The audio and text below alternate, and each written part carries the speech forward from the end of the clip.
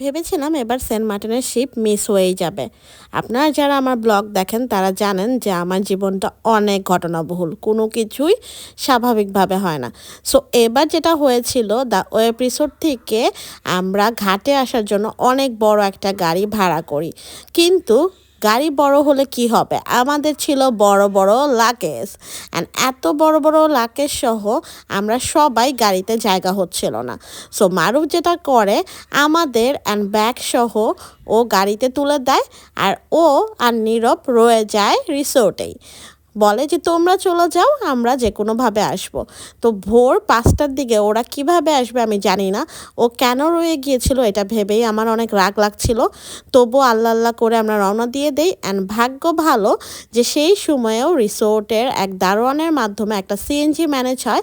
And সেই CNG করে মারুফ, নীরব আর সাথে দুটা বড় লাকেজ ওরা কিন্তু আমাদের আগেই ঘাটে চলে আসে। অ্যান্ড প্রভাবও যেহেতু সরাসরি ঢাকা থেকে ঘাটে চলে আসছিল, সো প্রভাবের সাথে দেখা হয়ে গেল।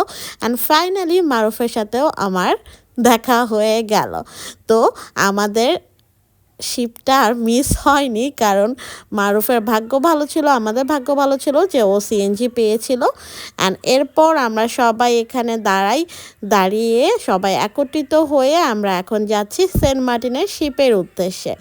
অ্যান্ড সেন্ট মার্টিনের শিপে আমরা কোন সিটে বসেছিলাম, সেটা টিকিট ভাড়া কেমন ছিল, এর পরের ব্লগে সব কিছু জানিয়ে দেব।